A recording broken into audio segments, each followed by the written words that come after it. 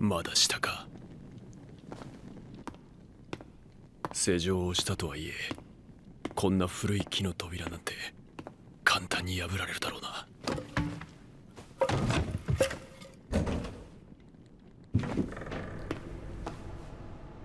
今天看齐，墙上写着“秦香莲的32岁了，装个蛋糕，驸马郎的气质王啊！”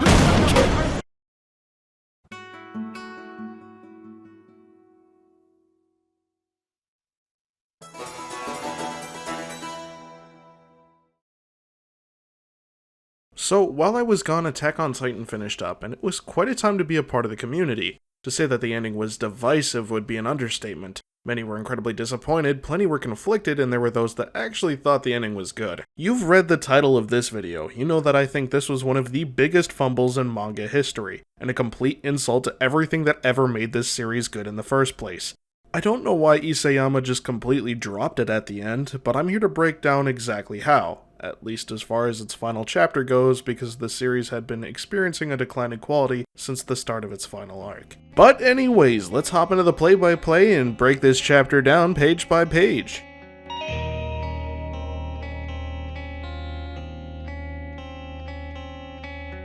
The chapter begins with a conversation between Eren and Armin in some sort of weird dream world. The discussion begins by establishing that Eren has done everything up until this point to achieve the future he saw with the power of the Attack Titan pre-time skip when he kissed Historia's hand. Eren wanted to distance himself from his friends. On the next page he states it so he can set his friends up as the saviors of humanity, which, considering the very vague plan Eren had in mind, makes sense to an extent. Armin questions if he really had to go as far as he did to try and separate himself from them, and follows it up by saying that he should really apologize to Mikasa for the things he said to her back in chapter 112, and Eren agrees. The final panel of the second page just affirms Eren's intention of setting Armin up as the savior of humanity, saying that everyone in the world now owes him a tremendous debt for killing him and stopping the rumbling, and the world would now hold him in high regard as a result. Page 3 has Armin ask about retaliation from humanity outside of Paradis, and Eren responds saying that it would be impossible as 80% of all human life has been wiped out as a result of the rumbling, so they simply won't be able to fight back. The next page has Armin ask Eren once again if he needed to go this far, and was this really all for them? Eren responds by getting up and telling Armin that they should continue walking while they talk about the founder Ymir. Honestly, there's not a whole lot wrong with these first few pages. The idea of a martyr setting themselves up so that two different people can overcome their differences and work together is an idea I've seen done well. So the chapter actually gets itself off to a decent start. It is not completely out of character for Eren to act this way, and explains the sudden change in character Eren had post-time skip in a way that makes sense. Unfortunately for us, decently satisfying and logical answers stop being provided as page 5 begins and the conversation moves to a new location. Armin takes a moment to look at the volcano and lava before the conversation resumes. Funnily enough, when Eren begins to pick the conversation back up, Armin reacts as if he's already completely forgotten about it before Eren begins telling him about Ymir's history and motivations. Eren goes on to explain the reason Ymir continually answered to the royal bloodline, even after she obtained the power to free herself from her situation, which was because she loved Karl Fritz. Now, this is where the chapter takes a dive in quality, as it destroys the whole point of chapter 122. Chapter 122 is Ymir's backstory, how she was a slave continually persecuted, used, and abused by Karl Fritz, the king of the ancient Eldian Empire. He exploited her power as the founding titan to the point where, upon her death, she was fed to her daughters by Karl Fritz to preserve the power that had made her useful to him in the first place. Not that I don't also have my problems with that scene. I mean, what led Karl Fritz to believe that that was the way you get the power passed down, but that's a whole different subject for a whole different video. At the end of the chapter, Eren asks for Ymir's help, saying she's not a slave nor a god, just a human being, that she doesn't have to serve anyone and she's free to do as she chooses. In the background, Zeke, a member of the royal bloodline, orders Ymir to enact his euthanasia plan.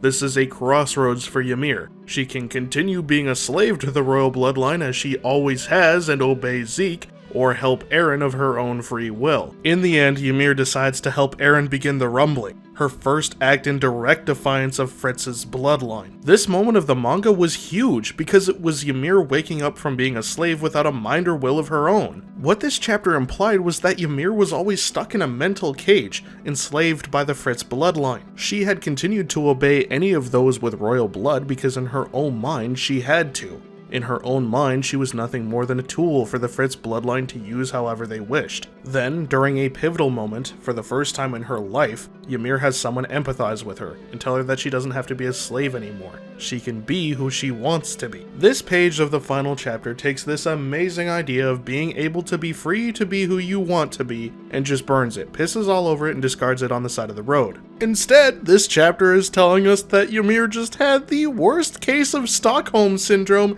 in the history of the entire disorder. That dude who let his subjects hunt her for sport just to save her when she was useful to him, cut out her tongue, forced to bear his children, and then fed her to their daughters when she died. Yeah, she was actually just super down bad for him the whole time. I don't think I can put into words how much of a fucked up and stupid idea that is, so I'm just gonna give you a moment to dwell on it and move on.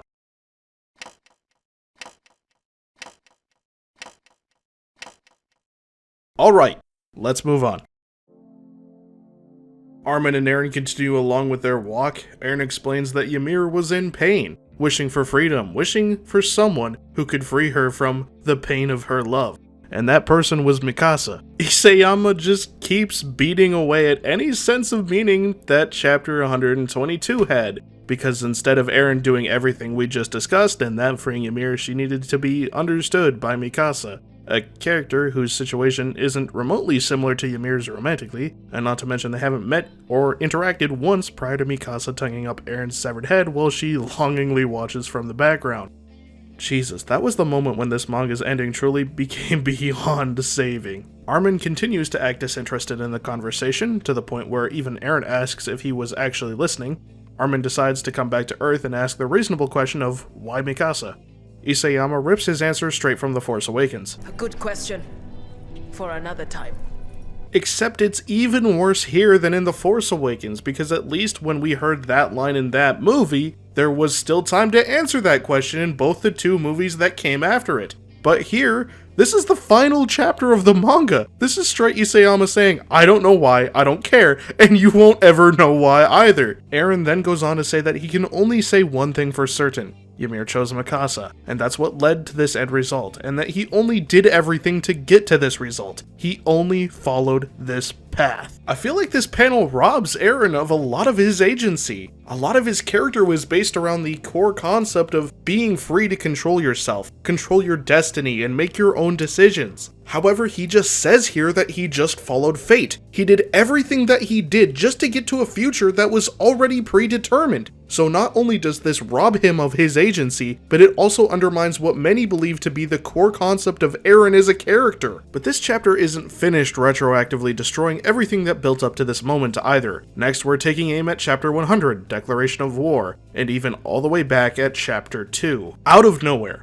for absolutely no reason, Eren just drops that during the initial breach of Wall Maria at the beginning of the series, Dina Fritz's Titan was supposed to eat Bertolt. But it wasn't time for Bertolt to die yet, so he sent Dina to go eat his mother instead. Out of all the destruction of character via retcon happening this chapter, this, I believe, is the worst example. The death of Eren's mother sets Eren on the course his character is to take for the entire series. Every action Eren takes goes back to Eren witnessing the death of his mother at the hands of a Titan. Not only was it the catalyst for Eren's character, but it also set the tone of the entire series effectively from the beginning. These monsters are in this world, and now they have breached the last bastion of humanity. They are mindless forces of nature driven by pure instinct to kill and devour humanity, and this is the normal for when a human encounters one. But now this scene was the result of the deliberate action of the main character. It was all planned, and as a result it takes away a lot of the weight this scene held. This wasn't random, this wasn't bad luck. Eren killed his own mother deliberately. But this also ruins the entire conversation between Eren and Reiner in chapter 100. The manga does a good job of setting Reiner up as Eren's foil. The beginning half of the story focuses on Eren, how his childhood experience shaped him into a man who would cause a great deal of death and destruction to free himself and his people. Then we have Reiner, who we began to explore in detail in the later half of the manga. A man whose childhood experiences turned him into the sort of person who would cause a great deal of death and destruction so that he could free himself and his family. Eren wants to free himself and those he cares about from a life at the mercy of what was at first the Titans, but gradually became the Marleyans and those who would seek to destroy them. Reiner, on the other hand, does what he does to become an honorary Marleyan, in an effort to free himself and his family from life within the Liberio internment zone. Though their circumstances are fairly different, they are both victims of circumstance, forced to perpetuate an ongoing cycle of violence. That's something that Reiner understands when he speaks with Eren in Chapter 100. Why is Eren about to declare war on Marley and slaughter a bunch of Marleyan citizens? Because Reiner breached Wall Maria, killing his mother and a great deal of those who lived within the walls. But now the answer to this question changes. Why did Eren's mother die? Because Eren killed her. Eren and Reiner are no longer the same after this chapter. Eren is no longer a victim of circumstance. He's exactly who he made himself to be, even if he himself wasn't aware of it at the time. And so this parallel, this conversation between two sides of the same coin, shatters. But nevertheless, the chapter continues, so the two whisk themselves away to a beach somewhere.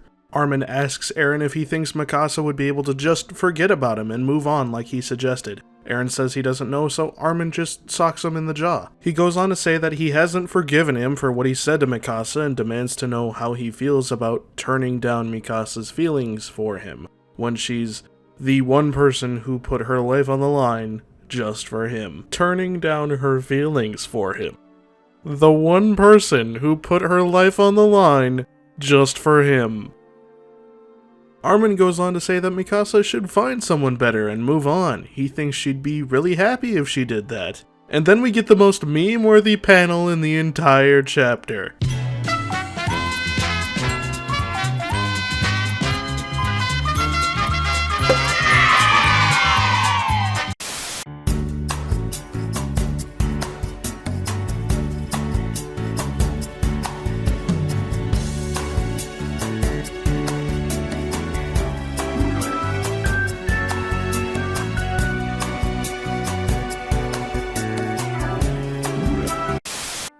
Armin says that he didn't think Eren would be this much of a bitch. Embarrassed, Eren agrees and asks him to keep it between them. Eren goes on to say that he doesn't actually want to die and that he wants to live out his days with Mikasa and everyone else. Armin comes in to say that they could find a way, but Eren declines because he couldn't be forgiven for this. I mean, it's not like all of Lelouch's war crimes stopped him from laying low where somebody won't find him.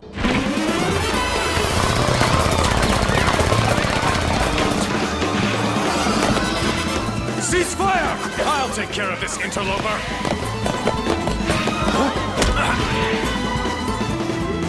Onward, masked knight. Impudent fool!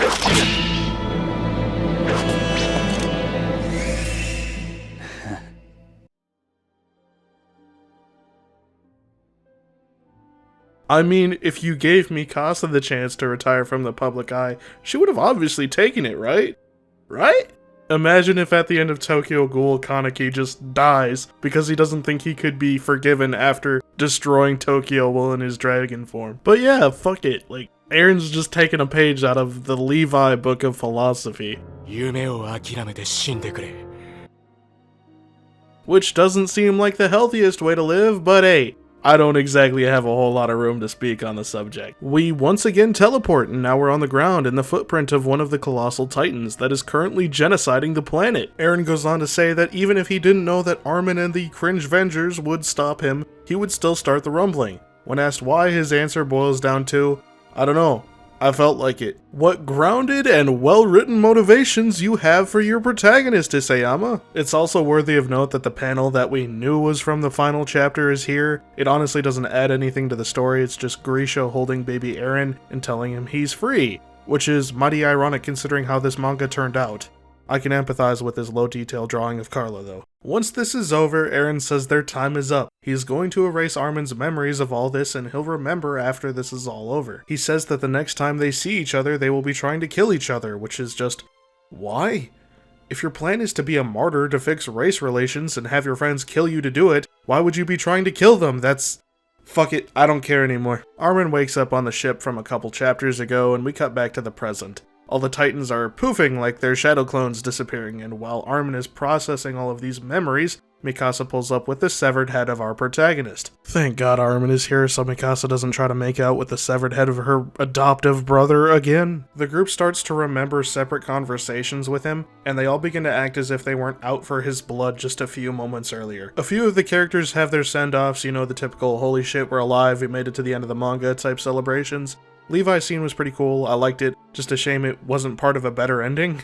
God bless your heart, Sasha, you potato-eating gremlin. Thank God they took you out of the story before they could fuck up your character too. Mikasa says those around here won't give Eren a proper burial, so she fucks off to do that. Meanwhile, a military standoff is happening, with survivors of Marley surrounding the Eldian characters saying, "Prove to us you can't turn into giant flesh-eating monsters right now," as if that makes any fucking sense. Armin shows up and says something smart for the first time in this chapter, the "if we could turn into monsters, your ass would be dead right now" type speech, and then claims credit for killing Eren. We know the real story wouldn't go over so well with the public if that were to get out. And boom! Time skip. Historia is chilling with Chad Farmer Men and her baby, which is a plot point I'm really happy we took time to develop. I'm really happy they just removed one of the best characters from the manga for what amounted to absolutely nothing. The narration states that we've jumped forward 3 years, and that while humanity is struggling to recover, Eldia has formed an army under the Jaeger faction, and the entire island of Paradis is united under Eren's sentiment of, if we win, we live, if we lose, we die. And it doesn't look like war will end until one side is wiped out. The narration, which is a letter from Historia to Armin and co., says that Eren entrusted the future to them in a world without Titans. A very serious letter indeed. It is time for Reiner to take the letter and...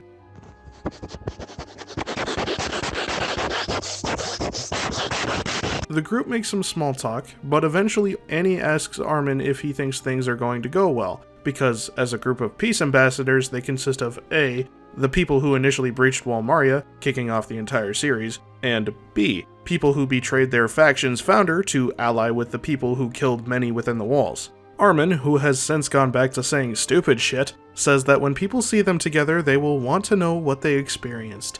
Obviously, Armin lost all his brain cells with his Titan abilities, and that's a shame because he was pretty smart at the beginning of the series. But seriously, Armin saying this is like thinking Americans would wonder what brought high-ranking military officers of the United States to side with Al-Qaeda directly after 9/11. Nobody would fucking care. Anyways, we cut to Mikasa sitting under the tree from chapter 1, saying that she's sad and that she misses Eren. A bird comes up and tries to steal her scarf before realizing the futility of its struggle and leaving, which prompts Mikasa to thank Eren for giving her the scarf. And that's the manga. Holy shit, I got some more to say about this.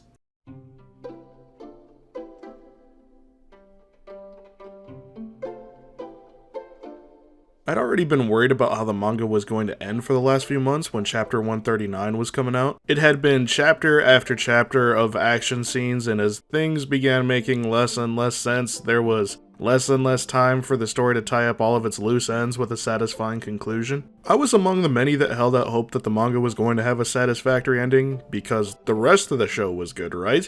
There's no way they could drop the ball right at the end, like when has that ever happened? I don't want it. She is my queen.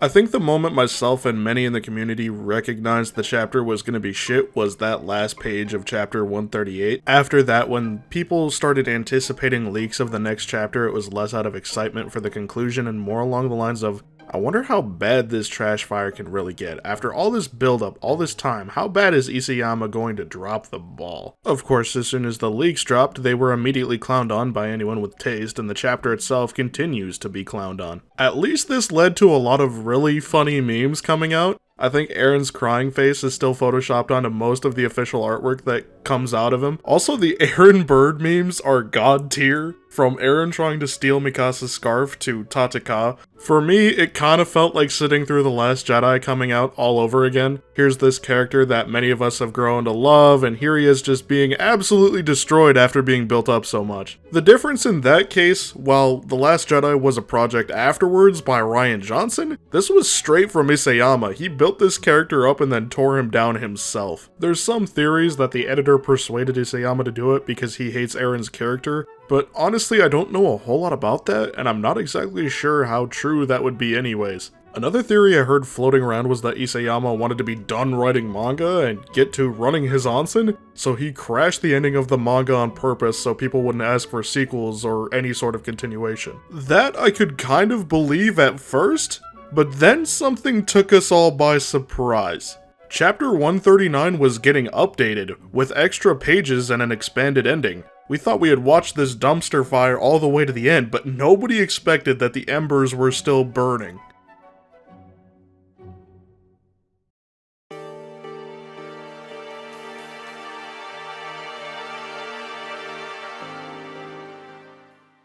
The first extra piece of story comes right after Armin takes credit for killing Eren and right before the time skip. Mikasa is walking away holding Eren's head when she comes across Ymir. Mikasa says to Ymir that she must have been the one always looking into her mind, which, for one, how the hell would she have known that? She goes on to say that her love must have been a never-ending nightmare. Everyone who died because of it can never come back, but she's only here in the first place because of her love of her children. The panels on screen depict Ymir holding her children, as the spear she was previously shown to catch with her torso sits impaled in Karl Fritz on his throne. So I guess Isayama is trying to retcon this chapter. Honestly, what exactly is meant by these lines is kind of weird to interpret, but I always took it as Ymir's love that is constantly being talked about being for her children and not Karl Fritz.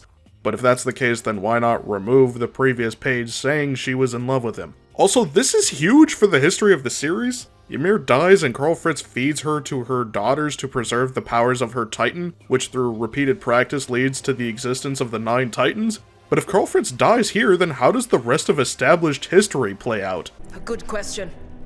For another time. Anyways, Ymir and Mikasa say their goodbyes, and the chapter continues as normal until the ending of the original chapter. The revision goes on to show Mikasa repeatedly visiting Eren's grave with the new family she's built over the course of her life. In the background of the panels, you can see civilization and Paradis continuing to advance until after Mikasa's death, this happens. So in the end, who was right? Flock. As a result of the unfinished rumbling, the rest of the world regrouped and eventually came back to destroy Eldia, completely wiping them off the map. At least at the end of the original chapter, you could write up some bullshit about how Armin could bring peace to a world that would be tired of war, because of how open-ended it was. However, Eldia being bombed means that not only did Eren not accomplish any part of his original plan, but Armin was unable to follow through and failed to create lasting peace. All of the heroes of this story not only failed, but ultimately accomplished absolutely nothing. This manga was pointless, but nevertheless, we still have 2 pages left to talk about. After another time skip, a boy and his dog run through the rubble of what was once the Eldian Empire, until he comes upon the tree that Ymir fell into that started the Curse of the Titans originally, and the manga ends. Holy fucking shit, did they just sequel bait Baron Eren Next Generations? After all this, destroying the original cast, all they stood for and all their achievements, they had the fucking gall to sequel bait us. Newsflash, no one cares anymore. This entire manga tricked us all into caring about it, only for the ending to spin on us for caring. No one is looking forward to whatever comes next for Attack on Titan after this.